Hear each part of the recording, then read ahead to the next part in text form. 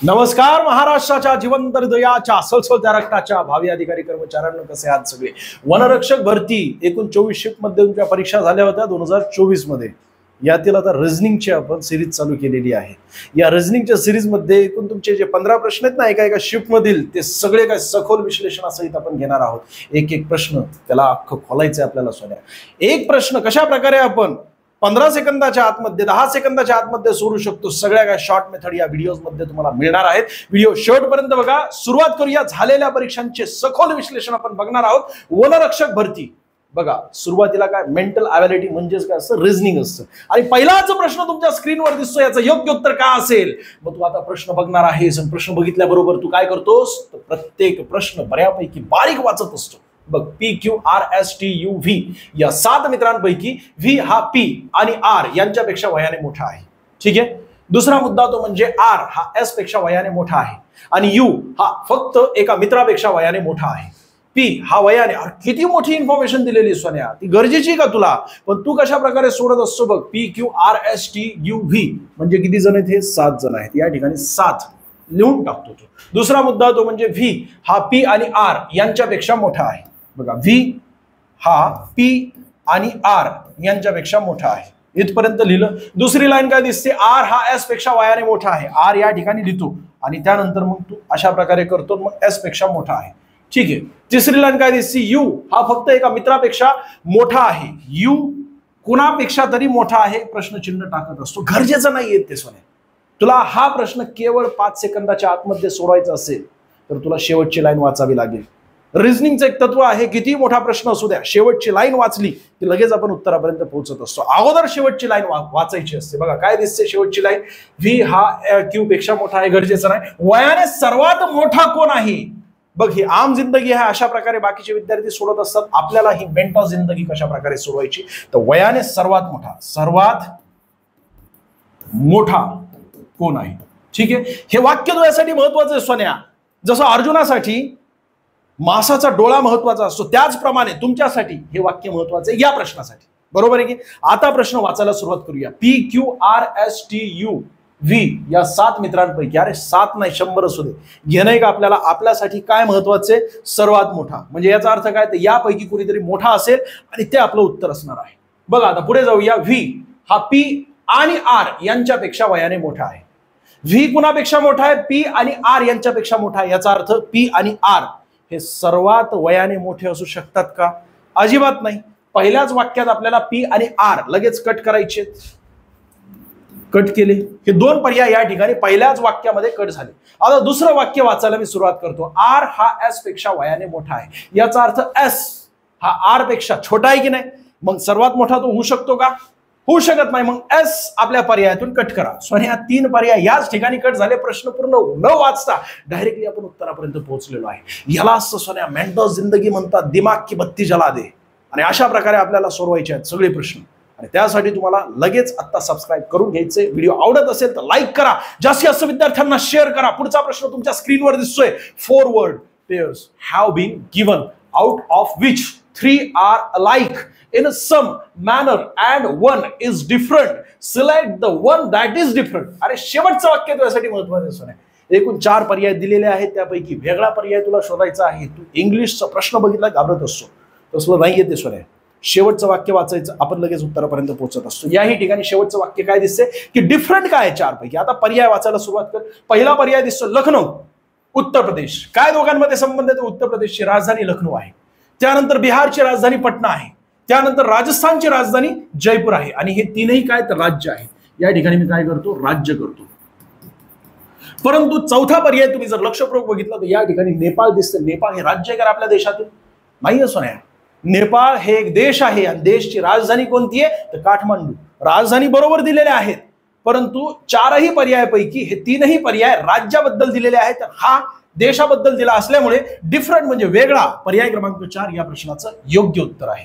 पुढे जाऊया बघा। पुढचा प्रश्न, एका मुलाकडे बोट दाखवत राजू म्हणाला। आता राजू म्हणजे कोण, तू किंवा मी स्वतः। समजा एखाद्या मित्राकडे तोंड करून म्हणजे बोट करून दाखवलं की तो क्रिकेट खेळणारा मुलगा, म्हणजे तो म्हणजे कोण, बंड्या टिल्या कुणीतरी असू शकतं। टिल्या हमेशा चिडी खेळत असतो। तिला टॉस उडवला की त्या ठिकाणी काय म्हणतो, मीच जिंकलेलं। खऱ्या अर्थाने मी जरी जिंकलो तरी टिला काय म्हणतो मीच जिंकलेलो आहे. दुसरं म्हणजे कॅच उडवला त्यांनी, बॅटला बॉल लागला असला तरी सुद्धा आउट नाहीये असं तो ओरडू सांगत असतो. तिसरं म्हणजे एलबी झाला तरी सुद्धा तो काय म्हणतो मी आउटच झालेलो नाही. म्हणजे याचा अर्थ काय, आम्ही दिवसभर फक्त फिल्डिंगच करायची का, किपिंगच करायची का, नुसती बॉलिंगच टाकायची का? अरे आम्हाला सुद्धा अधिकार आहे ना बॅटिंग करायचा, बरोबर आहे की नाही? तर अशा प्रकारचा टिला काय करतोय, क्रिकेट खेळतोय.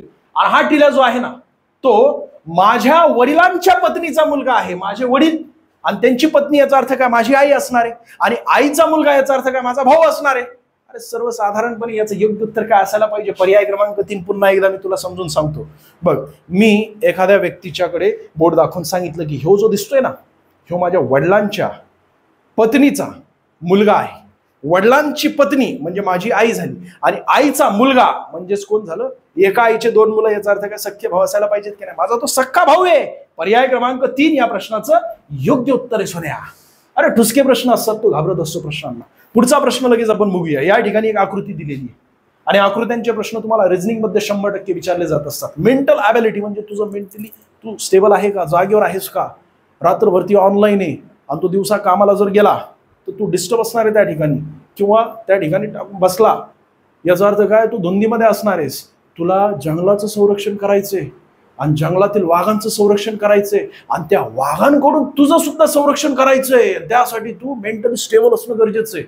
आणि म्हणून असे प्रश्न टाकलेले असतात. बघ ना, ही आकृती दिसते आपल्याला. या आकृतीमध्ये आतली जी आकृती दिसते की नाही, ही आकृती आपल्याला या 4 पर्यायातील आकृत्यांपैकी कुठे शोधता येईल? तर बघा, ही सेम टू सेम आकृती या ठिकाणी दिसते. दिसली का ही आकृती? म्हणजेच काय, तर पर्याय क्रमांक 2 या प्रश्नाचं योग्य उत्तर असायला पाहिजे की नाही? ही आतली आकृती दुसऱ्या कुठे कोणत्याही पर्यायामध्ये दिसते का आपल्याला, किंवा शोधू शकतो का आपण? अजिबात नाही. फक्त पर्याय क्रमांक 2 मध्ये हेच तुला प्रश्न विचारला, खालीलपैकी कोणता पर्याय वरील चित्रात अंतर्निहित आहे? तर पर्याय क्रमांक 2. सगळे ठुसके प्रश्न असतात सोन्या, 5 सेकंदामध्ये सोडवायचे प्रश्न असतात. तू घाबरत असतो. मुळात तुला सांगतो, रिझनिंग मध्ये एकूण 15 प्रश्न असतात ना, 15 पैकी 15 प्रश्नांवर आपला अधिकार असायला पाहिजे. 15 पैकी 15 प्रश्न आपल्या बरोबर यायलाच पाहिजेत. त्यानंतर इंग्रजीमध्ये समजा एखादं व्होकॅब्युलरीचं आलं नाही तर 15 पैकी 14 किंवा 13 प्रश्न आपल्या बरोबर यायला पाहिजेत. मग मराठीतही अशाच प्रकारे असतं, रिझनिंग सारखंच ठुसका असतं ते. तर मराठीमध्ये TCS पॅटर्न म्हटलं ना, तर सगळे जास्तीत जास्त आपल्याला शब्दसंग्रह विचारलेले असतात, आणि व्याकरणाचे 2-3 चॅप्टर त्या ठिकाणी कव्हर करायचे असतात. तिथे 15 पैकी 15 मार्क आपल्याला पडत असतात.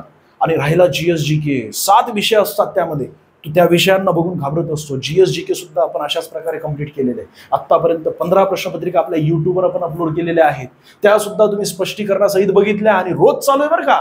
रोज युट्यूबवर 2-2 व्हिडिओज पडत आहेत. तुम्हाला फक्त काय करायचे, ते फक्त व्हिडिओ बघायचे, पण तुमचा स्वतःचा सिलेबस बनवायचा. सिलेबस बनवला, त्या सिलेबसला फक्त फॉलो कर सोन्या. तुझ्या हातामध्ये आहे सगळं, फक्त कॉन्सन्ट्रेशन असायला पाहिजे. आणि सगळं सिलेबस बनवला की योग्यरित्या आपण उत्तरापर्यंत पोहोचत असतो. म्हणजे ते सिलेबसला फॉलो करून तसा अभ्यास करायचा असतो. आपण बॅच लॉन्च केलेली आहे, महाराष्ट्र अकॅडमीची बॅच. त्यामध्ये केवळ 300 रुपयात तुम्हाला ती बॅच जॉईन करायची आहे, म्हणजे जॉईन करता येईल. TCS IBPS पॅटर्नमध्ये यापूर्वी सिलेक्ट झालेले सर्व शिक्षक जे येतात ते तुम्हाला शिकवणार आहेत. जबरदस्त एक्सपिरियन्स असणार आहे, जबरदस्त क्वालिटी असणार आहे. GS GKचे तू एकदा प्रश्न बघ, आणि त्या सर्व सिलेबसला आपण फॉलो केलेला आहे. पुढे जाऊया. या प्रश्नाचं योग्य उत्तर पर्याय क्रमांक 2 आहे. शेवटी समजा तुम्हाला कोणत्याही प्रश्नाबद्दल काही डाऊट असेल तर पुन्हा एकदा मी एक्सप्लेन करेल पुढच्या प्रश्नपत्रिकेच्या वेळेस. ठीक आहे, तशा प्रकारे तुम्ही कमेंट्स करा, लगेच ते पुन्हा एकदा एक्सप्लेन करेन. व्हिडिओ आवडत असेल तशा प्रकारे तुमच्या प्रतिक्रिया सुद्धा द्या. तुमच्या प्रतिक्रिया आमच्यासाठी फार महत्त्वाच्या असतात, मौल्यवान असतात. म्हणजे आमचं ते एक प्रकारे प्रशस्ती पत्र असतं. लाईक करा, जास्तीत जास्त शेअर करा. पुढे जाऊया. बघा, खालील मालिकेतील प्रश्नचिन्हाच्या जागी प्रश्नचिन्ह दिसते. देऊ शकेल म्हणजे येऊ शकेल अशी संख्या दिलेल्या पर्यायातून शोधायची आहे. पहिल्यांदा आपल्याला 13 दिसते. इथे आकडे मी तुमच्यासाठी समजण्यासाठी लिहून घेतो. मी तिथे तसलं काही करत नाही, मी पेनचा वापरच करत नाही मुळात प्रश्नपत्रिका सोडत असताना. तू कच्चा काम करण्यासाठी तुला अख्खा पेज पुरत नाही सोन्या, पण या ठिकाणी पेनचा वापर करण्यासारखे नसतात. आणि तिथे आम्हाला MPSC मध्ये CSAT अख्खं पेज भरून प्रश्न असतो, आणि पर्याय 4, आणि मग नंतर ते सोडवण्यासाठी. पण त्याला कसं, तर मी तुम्हाला सुरुवातीला सांगितलेलं आहे की रिझनिंगचे प्रश्न शेवटपासून वाचायचे, शेवटची लाईन अगोदर वाचायची, मग नंतर प्रश्न वाचायला सुरुवात करायची. आपल्याला मासाचा डोळा भेटणं फार गरजेचं आहे. जसं अर्जुनासाठी मासाचा डोळा महत्वाचा असतो, तसं आपल्यासाठी शेवटची लाईन महत्वाची असते. 13 नंतर पुढे काय येते, 25. त्याच्या पुढची संख्या किती आहे, 51. त्याच्या पुढची संख्या किती आहे, 101. त्याच्या पुढची संख्या किती आहे, 203. आता हे सगळं काही मी इथे लिहून घेतलेलं तुम्हाला समजण्यासाठी. 13 गुणिले 2 जर आपण केले तर किती होतात? 26. इथपर्यंत आलं असेल तुमच्या लक्षात. म्हणजे 13 गुणिले 2 केले तर 26 होतात आणि 26 वजा 1 केलं तर 25 येत आहेत. ठीक आहे. तशाच प्रकारे या दोन संख्यांमधील संबंध आहे का ते एकदा बघूया आपण. 25 गुणिले 2 केले किती होणार आहेत? 50 होणार आहेत. आणि 50 वजा 1 केलं तर 49 होणार आहेत. पण या ठिकाणी समजा प्लस 1 केलं तर 51 येतं. याचा अर्थ अधिक 1 करून बघूया आपण. या ठिकाणी येतंय किती? 51. ठीक आहे.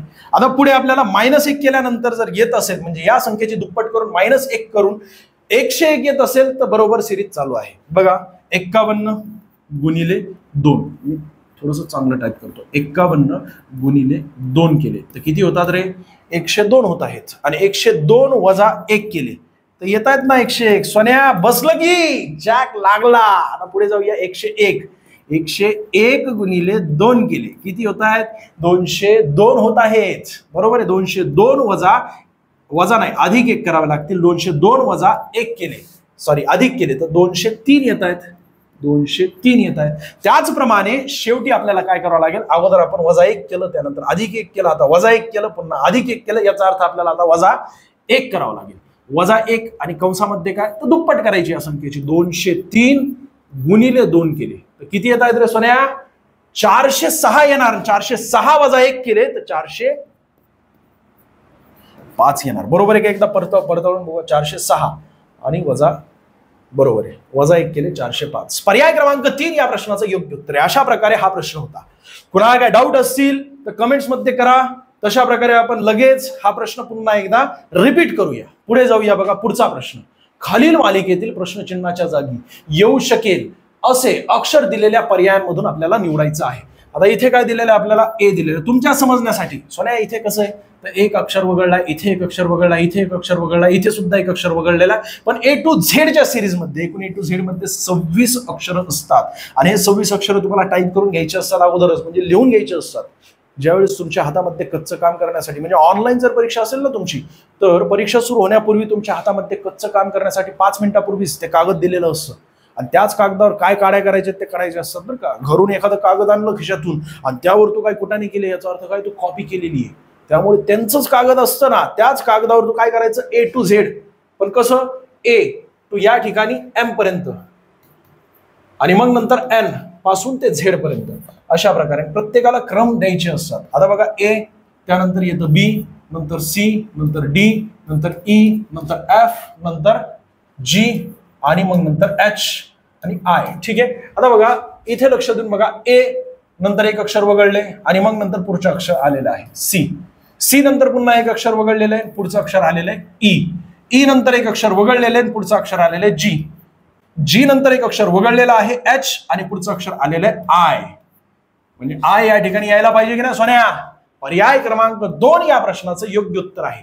अक्षरमाला जी असते ना आपली A to Z ची त्यामध्ये फक्त काय केलेलं आहे? एक अक्षर वगळून पुढचं अक्षर घेतलेलं आहे, पुन्हा एक अक्षर वगळून पुढचं अक्षर घेतलेलं आहे, हे अक्षर वगळून हे अक्षर घेतलेलं आहे, हे अक्षर वगळून हे अक्षर घ्यावं लागेल आणि म्हणून पर्याय क्रमांक 2 या प्रश्नाचं योग्य उत्तर आहे.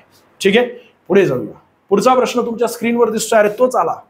जो पुढचा प्रश्न होता ना तोच आलेला आहे. मी कमेंट्स ऑफ करतो यांच्या म्हणजे आपल्या बॅचचे विद्यार्थी जे आहेत ना त्यांना काय डाऊट असतील तर ते शेवटी ज्यावेळेस मी त्यांच्यासोबत डिस्कस करेन त्यावेळेस त्यांनी तशा प्रकारे कमेंट्स करा. मग तो प्रश्न पुन्हा एकदा एक्सप्लेन होईल.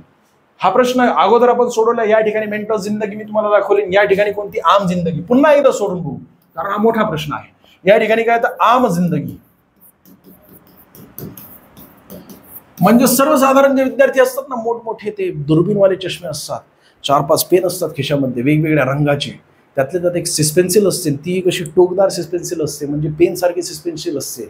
मग खुडरबर असतो, पट्टी असते, सगळं काय असतं त्याला म्हणायचं हे प्रश्न जे 5 सेकंदात सोडून दाखव. नाटकं करू नकोस. आणि या ठिकाणी आहे मेंटॉस जिंदगी.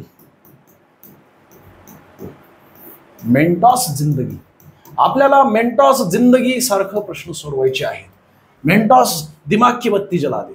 मी तुम्हाला काय सांगितलं? किती मोठा प्रश्न असू द्या शेवटचं वाक्य आपल्यासाठी महत्वाचं असतं. वयाने सर्वात मोठा कोण आहे म्हणजे याचा अर्थ काय? तर आपल्याला सर्वात मोठा व्यक्ती. आता लोक किती दिलेले आहेत? 100 असू दे. ही लाईन संपूर्ण आपल्यासाठी गरजेची नाही. आपल्यासाठी गरजेचं काय? पुढून जी माहिती दिलेली ती गरजेची. व्ही हा पी आणि आर यांच्यापेक्षा वयाने मोठा आहे. व्ही कोणापेक्षा मोठा आहे? पी आणि आर पेक्षा मोठा आहे. याचा अर्थ काय? पी आणि आर कोणापेक्षा तरी छोटा असणार आहे. मग ते सर्वात मोठे असू शकतात का? मग पर्यायातून पी आणि आर कट करा. पी आणि आर दोन्ही पर्याय कट केले. पुढचं वाक्य वाचूया आपण. आर हा एस पेक्षा वयाने मोठा आहे. याचा अर्थ काय? एस कुणापेक्षा तरी छोटा आहे. म्हणजेच काय? एस सुद्धा कट करून टाका. राहिला कोण सोन्या? क्यू. पूर्ण प्रश्न सुद्धा वाचलेला नाही मी, मला घेणं सुद्धा नाहीये. मला फक्त आणि फक्त काय तर मासाचा डोळा अर्जुनासाठी जसा महत्वाचा असतो तसा हे वाक्य मला महत्वाचं आहे. या वाक्यात दिलेले सर्वात मोठा कोण? आणि सर्वात मोठा माझ्यासाठी कोण आहे? क्यू आहे. 4 पर्याय दिलेले आहेत, 4 पैकी 3 कट झाले, 1 पर्याय आपलं उत्तर असायला पाहिजे. पुढे जाऊया. बघा पुढचा प्रश्न आपल्याला दिसतोय. खालील मालिकेतील प्रश्नचिन्हाच्या जागी येऊ शकेल अशी संख्या दिलेल्या पर्यायांमधून निवडायचे. याचा अर्थ काय? या प्रश्नचिन्हाच्या जागी काही. मग मी हेच फक्त या ठिकाणी टिपतो तुमच्या समजण्यासाठी सुटसुटीत. 2, त्यानंतर 8, मग 26 आहे, त्यानंतर 80 आहे आणि मग नंतर प्रश्नचिन्ह दिलेलं आहे. आता बघा दोघांमधील फरक किती आहे? 6चा फरक आहे. त्यापेक्षा आपण काय करू? 2 गुणिले 3 करू. 2 गुणिले 3 केले तर किती येतात? 6 येतात. बरोबर आहे की नाही? आणि 6 अधिक 2 केले तर होतात किती? 8. त्यानंतर 8 गुणिले 3 केल्यानंतर अधिक 2 केले तर आपलं उत्तर 26 येते का ते बघूया. या दोन्ही संख्यांची जर आपण संबंध काढला तर 8 गुणिले 3 किती होतात? 8 दुने 16, 8 त्रिक 24. अधिक 2 जर आपण केले तर किती होतात? 26 होतात सोन्या. त्यानंतर बघा 26 आणि 80 या दोन्ही संख्यांमधील एक संबंध आपल्याला काढायचा असेल तर आपल्याला 26 गुणिले 3 करावं लागतील. 26 गुणिले 3 केले कंस अधिक करायचे 2. किती? 2 केल्यानंतर 80 येते का? येस. 26 गुणिले 3 केल्यानंतर 78 येतं. 78 मध्ये 2 मिक्स केले किंवा मिळवले तर येतात 80. बरोबर किती येणार? 80 येणार सोन्या. याचाच अर्थ काय? तर 80 गुणिले 3 करावे लागतील. म्हणजे 8 दुने 16, 8 त्रिक 24, 240 आणि 240 मध्ये 2 जर आपण मिळवले तर 242. पर्याय क्रमांक 2 या प्रश्नाचं योग्य उत्तर आहे. तरी सुद्धा मी या ठिकाणी तुला सोडून दाखवतो बघ. 80 गुणिले 3 केले तर किती होतात? 240 होतात. आणि अधिक 2 आपण केले तर येतात किती? तर 242. हे आपलं या प्रश्नाचं योग्य उत्तर आहे. ठीक आहे. पुढे जाऊया. पुढचा प्रश्न आपल्या स्क्रीनवर दिसत असेल. फास्ट होत असेल तर तसंही सांगा. स्लो घ्यायचं असेल तर सोने याच्याही पेक्षा स्लो घेतलं नाही. एक प्रश्न 2-2 वेळा समजून सांगितलं तर चुकीचं आहे. बाकीच्या विद्यार्थ्यांचा वेळ जातोय त्यामध्ये. बाकीच्या विद्यार्थ्यांना हे सगळं काही ठुसकं वाटतंय. बघ ना तू 6, 9, 14, 21 आणि 30 यांच्यातील आपल्याला संबंध काढायचा आहे. मग नंतर प्रश्नचिन्हाच्या जागी काय लगेच आपल्याला उत्तर मिळेल. 6 त्यानंतर 9 आहे, त्यानंतर 14 आहे, त्यानंतर 21 आहे, त्यानंतर 30 आहे आणि मग नंतर प्रश्नचिन्ह दिसत आहे. आता बघा या संख्यांमधील संबंध कशा प्रकारे निघतोय त्याचाच संबंध आपल्याला 30 आणि प्रश्नचिन्हाच्या जागी येणारी संख्या यांच्यासोबत लावायचा आहे. 6 आणि 9 यांच्या दरम्यानचं एकूण डिस्टन्स किंवा एकूण संख्या किती आहे? तर 6 नंतर येते 7, 8 आणि 9. याचा अर्थ फरक दोघांमधील किती? 3चा फरक आहे. 9 आणि 14 या दोघांमधील फरक आपल्याला विचारला तर किती दिसतोय सोन्या? 9 आणि 14 म्हणजेच कितीने जास्त आहे? 5 ने जास्त आहे. त्यानंतर 14 आणि 21 या दोघांमधील फरक किती येतोय? 7 येतोय सोन्या. बघ ना 14 आणि 21 7. त्यानंतर पुढे 21 आणि 30 या दोघांमधील फरक आपल्याला विचारला तर तो किती येतोय? 9 येतोय सोन्या. आणि इथे जर आपण लक्षपूर्वक बघितलं तर इथे प्रत्येकांमध्ये 2-2चा फरक दिसतोय की नाही? इथे 2चा फरक आहे, इथे 2चा फरक आहे, इथे सुद्धा 2चा फरक आहे. याचा अर्थ काय? इथे सुद्धा 2चा फरक यायला पाहिजे. 2चा फरक जर आपण केला तर 9 अधिक 11 म्हणजे 9 अधिक 2 केले तर किती होतात? 11 होतात. म्हणजेच काय? तर 11 या ठिकाणी येईल. याच्यामध्ये आपल्याला काय मिळवावं लागेल? तर 11 ही संख्या मिळवावी लागेल. 30 अधिक 11 किती होतात? 41. म्हणजेच काय? या ठिकाणी 41 ही प्रश्नचिन्हाच्या जागी संख्या येईल. आणि म्हणून पर्याय क्रमांक 2 या प्रश्नाचं योग्य उत्तर आहे. ठीक आहे. कळालं असेल तुम्हाला. पुन्हा एकदा मी समजून सांगतो. ह्या सर्व संख्या मी या ठिकाणी लिहिलेल्या आहेत. प्रश्नचिन्ह जसंच्या तसं या ठिकाणी दिलेलं आहे. आता बघा 6 आणि 9 यांच्या दरम्यानचा फरक कितीचा आहे? 3चा आहे. 9 आणि 14 यांच्या दरम्यानचा फरक 5चा आहे. 14 आणि 21 यांच्या दरम्यानचा फरक 7चा आहे. 21 आणि 30 यांच्या दरम्यानचा फरक 9चा आहे. याचा अर्थ पुढची संख्या येईल त्या दोघांच्या दरम्यानचा फरक 11चा असायला पाहिजे. म्हणजेच काय झालं? 30 अधिक 11 केले तर 41 येतात. म्हणून पर्याय क्रमांक 2 या प्रश्नाचं आपलं योग्य उत्तर आहे. पुढे जाऊया. पुढचा प्रश्न दिसतोय. ज्याप्रमाणे दुसरे पद पहिल्या पदाशी संबंधित आहे या असलं काय वाचायचं नसतं. ज्यावेळेस हे गणित दिसते ना तुला 2 टिंब इथं एक पद आहे, इथं एक पद आहे, 4 टिंब, या ठिकाणी एक पद आहे आणि इथे 2 टिंब, इथे प्रश्नचिन्ह आहे. याचा अर्थ काय? तर या पदाचा या पदाशी जो संबंध असतो तोच संबंध या पदाचा या पदाशी असायला पाहिजे. बरोबर आहे की नाही? या दोघांचा अगोदर संबंध काढून घ्यायचा असतो, मग नंतर आपल्याला उत्तरापर्यंत पोहोचता येतं. आता बघा, मी या ठिकाणी संपूर्ण हे तुम्हाला समजण्यासाठी फक्त उचलतोय, इथे टाकतोय, कारण अजून सुटसुटीत वाटेल. AVES मला माहिती आहे हे सगळं काय तुझ्यासाठी ठुसका असेल, पण सोन्या तू जरी बऱ्यापैकी हे प्रश्न सोडत असेल तर अनेक विद्यार्थी त्यांना अवघड वाटतो, त्यांच्यासाठी आपल्याला थोडंसं स्लो मध्ये घ्यावं लागणार आहे. हे 4 टिंब आणि त्यानंतर NAME 2 टिंब आणि प्रश्नचिन्ह दिसतोय. प्रश्नचिन्ह टाकत नाही, काय करतो? 1 2 3 आणि 4 पद लिहितो, कारण हे 4 पद आहेत प्रत्येकामध्ये. आता बघा, हा पहिला शब्द आहे, या पहिल्या शब्दातील ए या ठिकाणी दिसतोय. हा ए कुठे गेला? डायरेक्टली तिसऱ्या नंबरवर गेलेला आहे. याचा अर्थ काय? तर एन जो आहे तो या ठिकाणी येईल. बरोबर, इथपर्यंत कळालं असेल. हा बघ ना, ए कुठे गेला? डायरेक्टली तिसऱ्या नंबरवर गेलेला आहे. आणि तिसऱ्या नंबरचा जो ई आहे तो प्रथम क्रमांकावर आलेला आहे. या ठिकाणी दिसतोय का तुला? तशाच प्रकारे आपल्याला चेंजेस करावे लागणार आहेत. या ठिकाणी तिसऱ्या नंबरचा एम जो आहे तो प्रथम क्रमांकावर आणायचा आहे, म्हणजे एम या ठिकाणी आला. बाकी अजून व्ही मध्ये काय फरक झालेला आहे का रे? जागेवरच येते. आणि एस मध्ये काय फरक झालेला आहे का? अजिबात नाही झालेला सोन्या. याचाच अर्थ काय झाला? तर ए सुद्धा आपल्याला जसाच तसा या ठिकाणी टाकावा लागणार आहे आणि ई सुद्धा आपल्याला जसाच तसा या ठिकाणी टाकावा लागणार आहे. आपल्याला आपलं उत्तर मिळालं. हे उत्तर काय असणार आहे? MANE. पर्याय क्रमांक 1 या प्रश्नाचं योग्य उत्तर आहे. MANE पर्याय क्रमांक 1 या प्रश्नाचं योग्य उत्तर आहे. हा सुद्धा प्रश्न कळाला नसेल तरी सुद्धा तू डायरेक्टली कमेंट्स मध्ये टाईप कर. तो पुन्हा एकदा मी समजून सांगेल सोन्या, आपल्या महाराष्ट्रातील सर्व विद्यार्थ्यांना सर्व प्रश्न कळायला पाहिजेत. पैकीच्या पैकी मार्क मिळवायचा आपला अधिकार आहे. वनरक्षक ठुसकी परीक्षा असते सोन्या, तू घाबरत असतो, अजिबात घाबरू नकोस. हीच काय अरे, रिझनिंगची सीसॅटचे सुद्धा 25 प्रश्न जे असतात ना, त्याच्यावर सुद्धा आपला अधिकार असायला पाहिजे. प्रत्येक प्रश्नावर आपला अधिकार असतो, कारण अख्ख्या महाराष्ट्रामध्ये एका प्रश्नावर 5000 विद्यार्थी बसलेले असतात. तू ज्यावेळेस बोलतो ना, एका प्रश्नामुळे माझी पोस्ट हुकली या वर्षीची, त्यावेळेस तू एकटा नसतो, 5000 विद्यार्थी असं बोलत असतात अख्ख्या महाराष्ट्राचे. विचार करण्यासारखी गोष्ट आहे की तुला समजा 90 मार्क पडले, 91ला मेरिट क्लोज झालेला असेल, याचा अर्थ 90 मार्क पडलेले विद्यार्थी 5000 असतात. जोक नाही येते सोन्या. पुढे जाऊया. आणि म्हणून एकही प्रश्न चुकवायला नको. एक्स आणि वाय हे एकाच बिंदूपासून सुरुवात करतात. एक्स उत्तरेला 20 मीटर चालतो, नंतर पश्चिमेला वळतो आणि 40 मीटर चालतो, नंतर उजवीकडे. अरे लई काय माहिती दिलेली. सुरुवातीला काय दिलेलं मी शॉर्ट मेथड तुम्हाला दाखवतो, शेवटी दाखवतो. एक्स आणि वाय हे एकाच बिंदूपासून सुरुवात करत असतात. या ठिकाणी बिंदू आहे म्हणजे हे दोघं बंधू आहेत समजा, आणि हे बंधू कुठून तर घरातून निघालेले आहेत.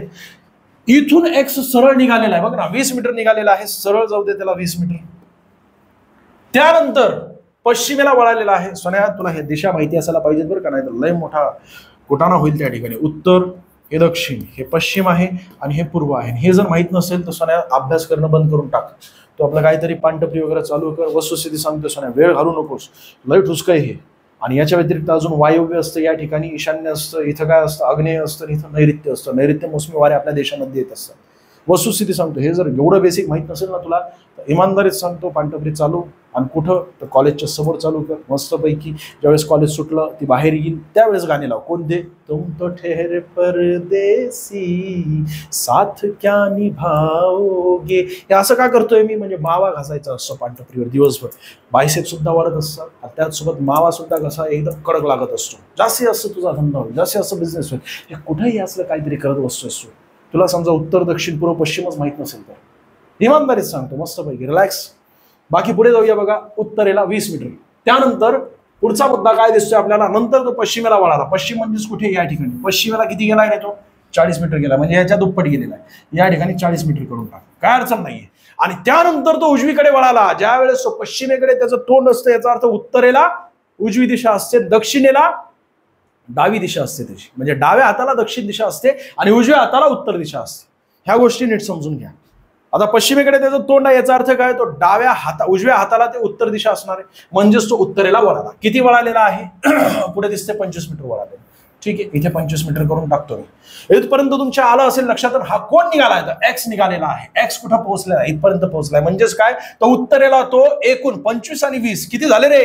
25 आणि 20 झाले 45 मीटर तो उत्तरेला गेलेला आहे. आता पुढचा व्यक्ती तो म्हणजे वाय, त्याचाच सक्का भाऊ. हा सरळ काय करतोय, तर सरळ उत्तरेला जातोय, डायरेक्टली 45 मीटर जातोय. डायरेक्ट 45 मीटर गेल्यानंतर तो या स्थानी पोहोचलेला हा वाय. आता या दोघांमधील डिस्टन्स किती असायला पाहिजे, हे 40 दिसते, याचा अर्थ काय, तर 40 मीटर असायला पाहिजे दोघांमधील डिस्टन्स. आणि आपल्याला काय विचारलंय, वाय आता कोठे आहे, पण कोणाच्या, तर एक्सच्या कोठे आहे. तर एक्स कुठे आहे, इथे दिसतोय, आणि एक्सच्या या दिशेला म्हणजेच कुठे, तर पूर्वेला आहे. किती मीटर आहे, तर 40 मीटर आहे. पूर्व 40. पर्याय क्रमांक काय असायला पाहिजे, एक्सच्या पूर्वेस 40 मीटर. पर्याय क्रमांक 3 या प्रश्नाचं योग्य उत्तर आहे. ठुसकं असतं हे सगळं काही. आणि तुला मी शॉर्ट मेथड समजून सांगेल, परंतु थोडीशी रिव्हिजन करणं गरजेचं आहे. ती शॉर्ट मेथड कशी असते, उत्तर, दक्षिण, पश्चिम आणि पूर्व, ती मी पुढच्या प्रश्नामध्ये सांगेन. कारण इथे मी ही शॉर्ट मेथड सांगायचा तुला मी प्रयत्न केला, आणि तू हे असले प्रश्न पहिल्यांदाच आयुष्यात बघत असेल तर मग नंतर तुला हे अशी शॉर्ट मेथड कळणार नाही. म्हणजे उत्तर दक्षिण, पूर्व पश्चिम हे दोन्ही काय असतात, विरुद्ध दिशा असतात एकमेकांच्या. उत्तरेला समजा तो 20 मीटर गेलेला असेल आणि दक्षिणेला तो वळालेला असेल 20 मीटर, याचा अर्थ काय, उत्तर आणि दक्षिण दोन्ही मायनस करायचे असतात. ते मी पुढे तुम्हाला समजून सांगेन. हे गणित कसं सोडवायचं असतं, एक्स आणि हे वाय. हे अशा प्रकारे केलं की 5 सेकंद सुद्धा लागत नाही उत्तरापर्यंत पोहोचायला. हे आकृत्या वगैरे काढायच्या नसतात, त्यासाठी ही शॉर्ट मेथड असते. पण ही कुठे, तर मेंटॉस जिंदगी अजून 2-3 प्रश्न येऊ दे, त्यानंतर पुढे मी तुला नक्की समजून सांगणार आहे. पुढच्या प्रश्नाकडे आपण लगेच जाऊया. Which word cannot be format by teacher. म्हणजेच काय, टीचर हे एकूण शब्द आहे. या शब्दातील प्रत्येक अक्षर महत्वाचं आहे, आणि या शब्दातील अक्षरांचा वापर करून पुढील पैकी पर्यायातील कोणता शब्द बनवला गेलेला नाही. कळतंय तुला? बाकी हे सगळं एक्स्ट्राची इन्फॉर्मेशन दिलेली असते, ती आपल्यासाठी महत्वाची नसते. आपल्याला काय महत्वाचं आहे, टीचर यामधील शब्द आणि शब्द म्हणजे टीचर या शब्दातील जे अक्षर आहेत, या अक्षरांचा वापर करून पुढील पैकी पर्यायातील कोणता असा शब्द आहे जो बनवलेला नाहीये. बघा, पहिलंच दिसते आपल्याला टेक्नो. टेक्नोमध्ये टी आहे, यस. त्यानंतर ई आहे, यस. त्यानंतर सी आहे, यस. त्यानंतर एच आहे, यस. त्यानंतर एन आहे. एन आहे का रे तिथं? या संपूर्ण शब्दामध्ये एन दिसतोय का तुला कुठे? अजिबात दिसत नाही. त्यानंतर ओ कुठे दिसतोय का तुला? अजिबात दिसत नाही. याचा अर्थ काय? पर्याय क्रमांक 1 आपल्या या प्रश्नाचं उत्तर आहे. मी लगेच या ठिकाणी क्लिक करतो, तरी सुद्धा पडताळून बघणं गरजेचं आहे. त्याला ताळा असं म्हणतात. ARCH, ARCH वापरलेले तेच अक्षर वापरले. तर त्यानंतर मग हा शब्द तयार केलेला आहे. TEACH, TEACH सर्व काही अक्षर वापरून हा सुद्धा शब्द तयार केलेला आहे. त्यानंतर TEA इथे दिसतोय का तुला? TEA म्हणजेच काय? टी म्हणजेच चहा. हे सुद्धा संपूर्ण शब्द यातील अक्षर वापरून तयार केलेला आहे. परंतु टेक्नो मधील एन आणि ओ या ठिकाणी नवीन वापरले गेलेले आहेत. म्हणून या प्रश्नाचं योग्य उत्तर काय असायला पाहिजे? पर्याय क्रमांक 1. पुढच्या प्रश्नाकडे आपण जाऊया. अर्थपूर्ण शब्द बनवण्यासाठी प्रश्नचिन्हाच्या जागी कोणते अक्षर ठेवले पाहिजे? म्हणजे एकूण तुला 4 शब्द दिलेले आहेत, आणि हे 4 शब्द जे आहेत ना, त्यातील पहिलंच पद वगळलेलं आहे. हे पहिलं पद आपल्याला काय करायचंय? कॉमन पद येते, या पर्यायातून घ्यायचंय. समजा मी आर घेतलं तर रिक असा कुठला शब्द येतोय का? अजिबात येत नाही. म्हणजेच हे इथंच कट करून टाक. टी घेतलं तर टिक असा कुठला इंग्लिश मधील शब्द आहे का? अजिबात नाही, कट करून टाक. पिक, ठीक आहे, पिक येत आहे. त्यानंतर अजून काय? पुअर, ठीक आहे, हे सुद्धा येत नाहीये. म्हणजेच काय? तर एस घ्यावं लागेल. तर एस मधील SICK म्हणजेच काय? आजारी. सिक म्हणजेच काय? आजारी. अर्थपूर्ण शब्द तयार झालेला. दुसरा शब्द बघूया आपण. SOUR, सोर. सोर म्हणजेच काय असतं? आंबट असतं. हा सुद्धा शब्द तयार झालेला आहे. त्यानंतर SEAT, सिट. सिट म्हणजेच काय? बसणे. हा सुद्धा शब्द तयार झालेला आहे. आणि त्यानंतर पुढचं बघा. SPAM म्हणजेच काय असतं? स्पॅम. तुमच्याकडे ईमेल आयडी असेल, त्या ईमेल आयडी मध्ये बघा स्पॅम मेल असतात. स्पॅम मेल म्हणजे असे मेल की जे आपल्याला कामाचे नाही आहेत, पण तरी सुद्धा वारंवार ऍडव्हर्टाईजसाठी येत असतात. ते ऑटोमॅटिकली काय करत असतं? ईमेल म्हणजे गुगल काय करत असतं? ते स्पॅम मध्ये टाकून देत असतं. म्हणजे आपल्याला बघायची सुद्धा गरज नसते, ते ऑटोमॅटिकली जात असतात त्या ठिकाणी. ठीक आहे. मग स्पॅम म्हणजेच काय असतं? की नको असलेला ईमेल, त्याला स्पॅम असं म्हटलं जात असतं. म्हणजेच काय झालं? 4ही शब्द अर्थपूर्ण तयार झालेले आहेत. याचा अर्थ काय? इथे एस बसेल. प्रश्नचिन्हाच्या जागी काय बसणार आहे? एस बसेल. एस जर आपण वापरला तरच आपल्याला आपलं उत्तर मिळू शकतो. पुढे जाऊया. खालील मालिकेत प्रश्नचिन्हाच्या जागी येऊ शकेल अशी संख्या दिलेल्या पर्यायांमधून निवडायची आहे. आता हे संपूर्ण मी या ठिकाणी लिहून देतो, म्हणजे तुला अजून बऱ्यापैकी समजून येईल. 40, त्यानंतर 30, त्यानंतर 22, त्यानंतर 16 आणि त्यानंतर 12 आणि 12 नंतर इथे प्रश्नचिन्ह दिसतं. आता आपल्याला प्रश्नचिन्हाच्या जागी काय येईल त्यासाठी आपल्याला एकमेकांचे संबंध काय असणार आहेत ते क्रम आपल्याला ओळखायचे. 40 आणि 30 यांच्या दरम्यानचा फरक किती असतो? तो 10 आहे. 30 आणि 22 यांच्या दरम्यानचा फरक किती आहे सोन्या? 8 आहे. त्यानंतर 22 आणि 16 यांच्या दरम्यानचा फरक किती आहे? 6 आहे. त्यानंतर पुढची संख्या 16 आणि 12 यांच्या दरम्यानचा फरक किती आहे? 4 आहे. याचाच अर्थ काय असायला पाहिजे सोन्या? बघ ना, पुढचा फरक किती? 2चा येईल. जसं की या दोन्हींमधील फरक किती? 2चा आहे.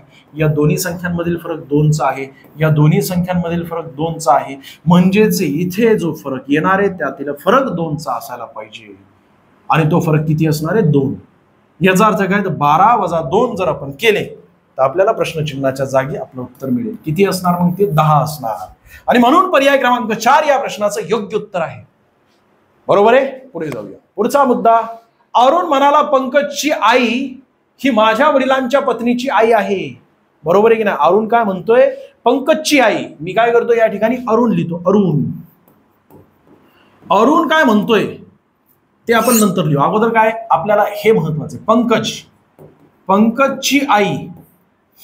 पंकजची आई याचा अर्थ काय? तर त्यांचे वडील आणि या ठिकाणी वर्तुळात मी आई करतो म्हणजे फिमेल. या ठिकाणी कोण? मेल आहे. आणि या दोघांमधील फरक इज इक्वल टू म्हणजेच काय? तर पती पत्नी आहेत ते समजा. बरोबर आहे. पंकजची ही आई जी आहे ना, आईला मी थोडस लांब काढतो. पंकजची आई, कारण ते त्या व्यक्तीशी संबंध आहे ना, कुणाचा? अरुणचा आहे. म्हणून पंकजची आई ही माझ्या वडिलांची च्या पत्नीची आई आहे. म्हणजेच कुणाच्या? तर अरुण च्या वडिलांच्या पत्नीची कोण आहे? तर आई आहे. याचा अर्थ हे दोघे कोण झाले रे सोन्या? भाऊ बहीण झाले की नाही? म्हणून पंकजचे अरुण सोबत काय नाते असायला पाहिजे? पंकजच्या अरुण सोबत काय नाते असायला पाहिजे? तर आईचा भाऊ म्हणजेच मामा आहे. पर्याय क्रमांक 1 या प्रश्नाचं योग्य उत्तर आहे. कारण काय? तर अरुणची आई चा भाऊ तो म्हणजे कोण असेल? तर आईचा भाऊ. पर्याय क्रमांक 1 या प्रश्नाचं योग्य उत्तर. ठुसके प्रश्न असतात, फक्त त्याला जास्तीत जास्त प्रॅक्टिस जर तुम्ही केली, वयवारीवर कमीत कमी 20-25 प्रश्न तुम्ही सोडवायला पाहिजेत परीक्षेपूर्वी. आणि ते अवघड प्रश्न, हे ठुसके प्रश्न आहेत पण अवघड सोडवायला पाहिजे. ठीक आहे. मोठा प्रश्न असला तर नंतरचं वाक्य वाचायचं असतं, लगेच आपल्याला आपलं उत्तर मिळत असतं. आणि तेही तुम्हाला प्रत्यक्षात दाखवतो. किती मोठा प्रश्न असू द्या, किती अवघड असू द्या, तू काय करत असतो? मोठा प्रश्न बघितला, घाबरत असतो. तिथून खऱ्या अर्थाने तुझं चुकायला सुरुवात होते. कारण तू मेंटॅलिटी बनवलेली आहे की एवढा मोठा प्रश्न मला केव्हा सुटणार आहे. आणि सर्वात ठुसका तोच प्रश्न असतो TCS पॅटर्नमध्ये. बघा, खालील मालिकेतील प्रश्नचिन्हाच्या जागी येऊ शकेल अशी संख्या दिलेल्या पर्यायांमधून निवडायची आहे. पुन्हा मी काय करतो? हे सगळे काही अक्षर या ठिकाणी लिहून टाकतो. अक्षर म्हणजे संख्या. ते सोपं आहे तसं, पण विद्यार्थ्यांना फार बेसिक पासून समजून सांगावं लागतं. त्यामुळे मी इथे लिहून घेतो. बघा, 8 आणि 16 यांच्यामधील फरक किती? 8चा आहे. याचा अर्थ 8 गुणिले समजा आपण 2 केले तर किती येतात? 16 येतात. त्यानंतर 16 गुणिले जर आपण 2 केले तर किती येणार? 32 येणार. पण ते आपण थांबूया. 32चे दुप्पट जर आपण केली तर किती येतात? 64 येतात. आणि 64ची दुप्पट केली तर येतात किती? 128 येतात. याचा अर्थ काय? प्रत्येक संख्यांची दुप्पट करून पुढची संख्या आलेली, म्हणजेच इथे किती येणार आहे? 32 येणार आहे. पर्याय क्रमांक 2 या प्रश्नाचं योग्य उत्तर आहे. कळालं असेल तुम्हाला? प्रत्येक संख्या आहेत ना त्यांची दुप्पट केली सोन्या, बाकी काय केलेलं आहे? 8 गुणिले 2 किती होतात? 16. 16 दुने 32, 32 दुने 64, 64 दुने 128 येतात. म्हणजे प्रत्येक संख्यांची दुप्पट त्या ठिकाणी केलेली आहे. ठीक आहे. पुढचा प्रश्न. अरे प्रश्न संपले का? प्रश्न संपले सोन्या. अय सोन्या, समजा मी प्लस केलं तर पुढचे प्रश्न संपले. यस, समाप्त. व्हिडिओ आवडला असेल तर लाईक करा, जास्तीत जास्त विद्यार्थ्यांना शेअर करा. अशाच प्रकारची सिरीज बघण्यासाठी सबस्क्राईब करायचं विसरू नका. रेग्युलर ही सिरीज कंप्लीट करा मित्रांनो. तुम्हाला पैकीच्या पैकी मार्क मिळतील बरं का बुद्धिमत्ता चाचणीला. 15 प्रश्नांचा जो सेट असतो ना, सगळा तुमच्या हातामध्ये आहे. फक्त तुम्हाला रेग्युलर व्हिडिओज बघायचे. याच आपल्या युट्यूब चॅनलवर इंग्लिश सुद्धा चालू आहे. इंग्लिश सुद्धा बऱ्यापैकी श्रीराम सर सुंदररित्या प्रत्येक मुद्दे तुमच्या समोर ठेवत आहेत. इंग्लिशचा सुद्धा घाबरायचा विषय नाहीये. आणि याच आपल्या युट्यूब चॅनलवर आपल्या महाराष्ट्र अकॅडमीच्या इथे GS GK सुद्धा चालू आहे. आणि तुम्हाला बॅच आपली जॉईन करायची असेल तर महाराष्ट्र अकॅडमीची बॅच तुम्ही जॉईन करू शकता. सध्या 277 रुपये फी, म्हणजे ऑफरमध्ये चालू 1000 रुपयाची 277 रुपये आम्ही ऑफर काही दिवस ठेवलेली आहे. लवकरात लवकर बॅच जॉईन करा. तुम्हाला बॅच जॉईन करायची असेल तर महाराष्ट्र अकॅडमीचा ॲप इन्स्टॉल करायचं आहे. या व्यतिरिक्त झालेल्या सर्व प्रश्नपत्रिका त्या ठिकाणी फ्री सेक्शनमध्ये तुम्हाला बघायला मिळतील. जर तुम्ही बॅच जॉईन करू शकला नाहीत तर कमीत कमी ॲप इन्स्टॉल करून केवळ लॉग इन केलं सोन्या, रुपया मिळणार नाही. पण तुझ्या फायद्यासाठी सांगतोय की तू त्या ठिकाणी गेलास तर त्या ठिकाणी फोल्डरमध्ये फ्री सेक्शनमध्ये वेगवेगळ्या प्रश्नपत्रिका अनालिसिस केलेल्या आहेत. त्यासाठी महाराष्ट्र अकॅडमीचं ॲप इन्स्टॉल करायचं विसरू नका. काही चुकलं असेल तर क्षमा असू द्या. धन्यवाद.